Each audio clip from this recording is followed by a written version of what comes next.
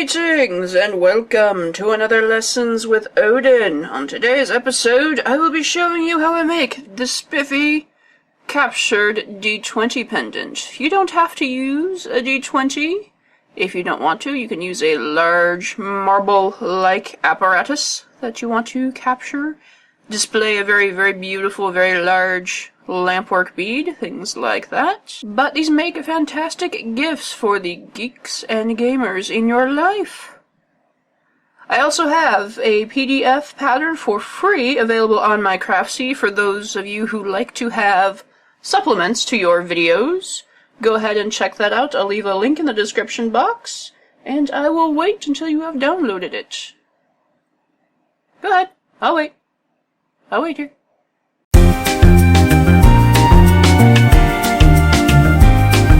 Did you get it? Awesome! I've got a couple of other freebies on my Craftsy as well as my other more premium projects, so be sure to check that out and get yourself another pattern to try out. So, for this project you will need 14 rubber rings. I'm going to be using measurements according to Ring Lord guidelines because that's what I bought. These are 14 gauge 5/16 inch. And if we're going to measure in centimeters, this is roughly 1.1 in diameter, if we're going for outer diameter. Inner diameter, it looks like we have about 8 millimeters. So yes, if that helps at all with conversion. And I don't have my calipers. I can't find my calipers, and it's really, really, really irritating. You'll also need about 50 19 gauge 532 rings. Now I say approximately because sometimes you'll want to get extra, because sometimes these rings like to bust, and it's not very fun for anyone. In terms of millimeters, we are looking at about a 6 outer diameter, 6 millimeter outer diameter, and probably about a 5 millimeter inner diameter. A little more than that. Yeah, about a 5, if that helps with measurements and finding rings in other locations. Now, these are the rings we're going to be using to join everything together, so something generally pretty small in gauge. Doesn't have to be 19 in general. I think more common ring sizes that you can find in jewelry shops is like 20 gauge or stuff, and that should work just fine. You will also need 2 to 10 rings in the size 18 gauge 3/16. Now these are just heavier gauge and thicker rings that we use to attach the bail, just to have some nice security to it. Now for these rings we're looking at about 8 millimeters wide outer diameter and probably about 6 millimeters inner diameter. That's just an estimate, but you kind of get the idea. Now I say 2 to 10 because it kind of depends on what you want to do with the bail and how much you want to hang it. If you only want it as a necklace, you're probably only going to need 2 of these for a very short bail to put a clasp at the end of, but for a keychain I think it kind of looks pretty nifty with 4 or 5 pairs attached together like this. You will also need whatever finding you're going to need. I'm going to use a keychain for this video. You can also use a lobster clasp or whatever you want to hang this on. And of course, a D20 of your choice. You will also need 2 pairs of chain nose pliers because opening rings with your hands is a very silly idea and you will bust a lot of nails. Let us get started. Now, the first thing we will want to do is arrange our rubber rings like so. So we have 7 rings total. We have 1 in the center and 6 around the outside in a lovely little flower shape. You don't have to do this once you've made a couple of these, but it's just nice to have everything laid out and figure out where your rings are going to go. So what we're going to do is attach rings 6 coming from the center ring that attaches each outer ring together, like that. And then we're going to have rings connecting 2 side petals together, like that. So we're going to do that. Gonna open a ring. I'm going to take my center, and I'm just going to attach it like so. And if I put it back down, that is what we've got. I'm gonna take another and join the ring next to it. So I'm gonna take my center ring, attach that, close my ring, gonna pull it next to each other, lay it again, so that I have my assembly once more. Now, I'm going to join these two together so that I have my piece to work with, and that it kind of doesn't flop around and it's easier to control. So, open another ring. Then I'm going to attach these outer petals together and close my ring. Then I'm going to repeat the process all the way around. So basically my next step is to attach the next petal over with the ring, and then attach the two sides together. So I'm going to show you that before letting you guys go. Spin a ring, pick up my little assembly here, attach a ring to my assembly, attach another petal, like so, then close my ring. So I'm left with that. Then what I'm going to do is pick up another ring. Now I mentioned this once before, but I'm using the 19 gauge 532s in order to attach these all together. They're basically going to be the smaller rings. So I've joined my side like that. Closing my ring, and now I have half of my flower completed, if you can see. Like that. That is what we end up with. And I'll show you once more. Taking another 19 gauge ring, I'm opening it up, picking up my main piece, attaching it to the center ring, attaching another petal, and then closing my ring.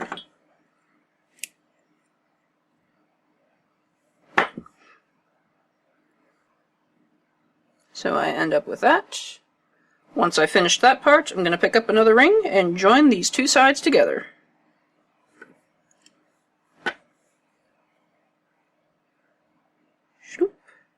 And shoop. If it kind of helps to pick up the rings from the underside, I take my ring, my open ring, I go underneath the first one, and then up and over the second one. So we're basically kind of making a loop inside. Repeat that for the other two petals to connect everything together. Now keep in mind, when you add your last ring on the petal, you will actually be connecting in two places, because this one's going to be dangling on the side. So you need to attach one on this side and one on this side to complete the flower shape.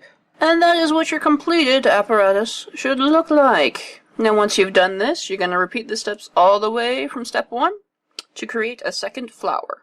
So here you have your two flowers. So what you're going to do is stack them on top of each other so they are off kilter, so that you have two petals sandwiching the one petal of the flower above it. So like that, we have the top one in between two of the bottom ones. So we're going to start closing this part up. What we're going to do is start attaching rings. So focus on the top flower to help everything put together. What we're going to do is attach the top of each petal to the two bottom petals that it is on top of. So I'm going to take a ring. We're still using the 19 gauge rings, so I'm going to take one, then I'm going to connect it first through the top, then through the bottom like that. Then I will close my ring. Now because they're rubber, the two layers should hopefully stick together, but if they're slipping around, just be sure to reposition your flower so that they are at the appropriate place. So now that this one is attached to this one, I'm going to do the same thing with the other side. I'm going to start with the top, move down to the bottom, close my ring, and now I have one ring firmly attached to these other two. Gonna rotate. Do the same thing with this flower petal. Gonna take one ring, go down the top one, up through the bottom one, like so. Close my ring.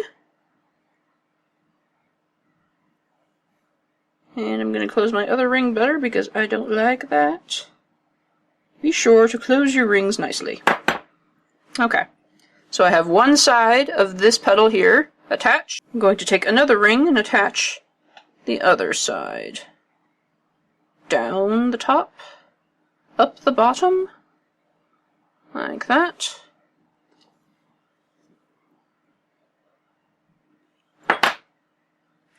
And we're going to repeat that until we're left with 2 petals. So do the other 2 petals, anchor them down firmly, and then stop. Alright, so that is what we should have. I've got rings connecting 4 of the 6 petals here. So what I'm going to do now is open up the piece and stuff my D20 inside. Like that. I'm going to pull around so that I still have my little joints. And now you'll kind of see the 2 halves on top, and you'll kind of see where we just started zipping the 2 petals together.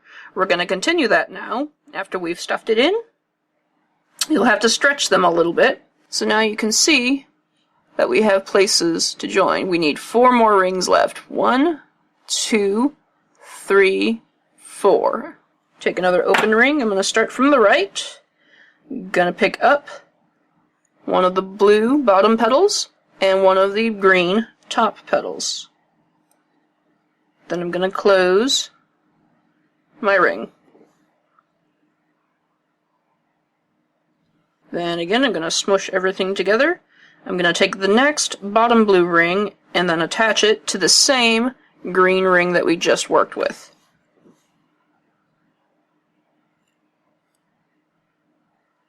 Alright, we have our last 2. You'll see that we have 2 blue bottom rings to work with and only 1 green ring. So I'm going to take the bottom blue, move it up through the top, like so. Close my ring. And for the final piece, I'm going to take 1 ring, move up through the bottom, and finally up through the top. And close my last ring for this piece. There we have it. You might want to mush everything together so that there's not a lot of tension concentrated on one part. And there we have it. So now we need to set up a bail.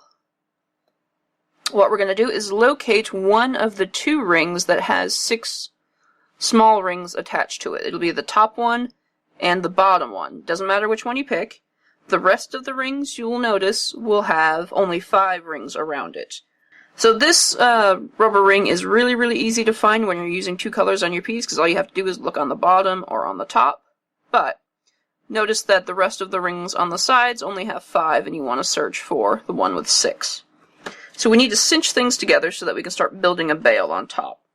What I'm going to do is take another small ring, and I'm going to pass through 2 of the 6 rings that is connecting the rubber ring on top. And I'm going to repeat that for the other 2 sets on this rubber ring. So, those 2.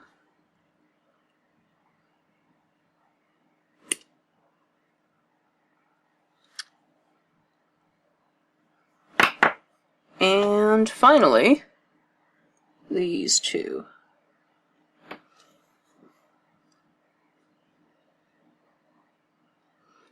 And then I have 3 pointed towards the center. Now we're going to cinch this even further. I'm going to take another ring and I'm going to grab onto 2 of these 3 rings in the center. Like that.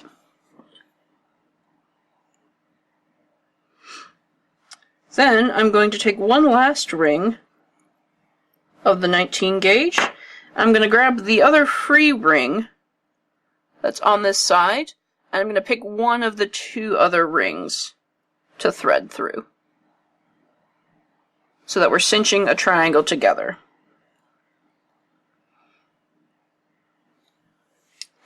Like that. And we have two rings sticking up on the top. Now all that's left to do is to make the actual bail. So I'm taking my 18 gauge, these are the larger rings, and I'm passing through the two small rings on top of the pendant. I'm gonna close it. Now, if I was making this into a necklace, I would probably attach a clasp to this ring by itself, and then I'll be able to hang it from whatever I want, whatever necklace piece, or I can even thread some chain right through the big one. But I'm going to continue it onto a keychain, so I'm going to add a second ring and pass it through those same rings once more.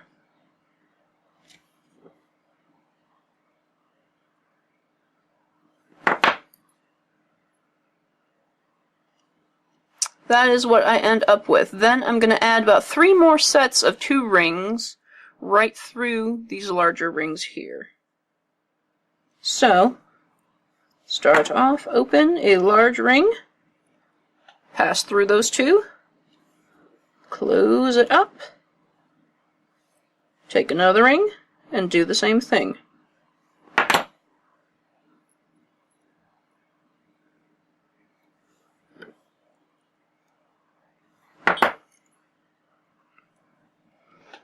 Just like that.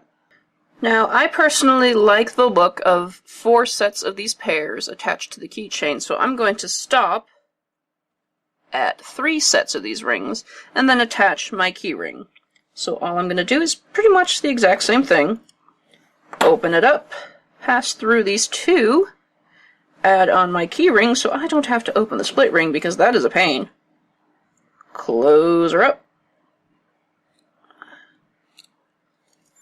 And then add 1 more ring. And there is the finished product. Super simple to throw together. Really quick, really great for gifts for all of your geeky friends and family bits. So yes, I think that'll do it for this edition of Lessons with Odin. I hope you enjoyed this project. I'm not too sure how many chainmail projects I'm going to do.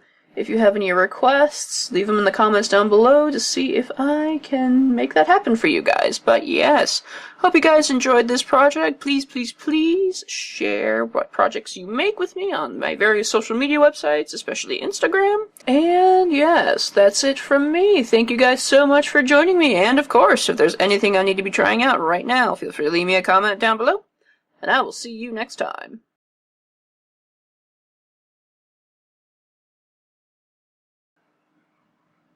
Oh my god, I just got a great idea, and I can't right now.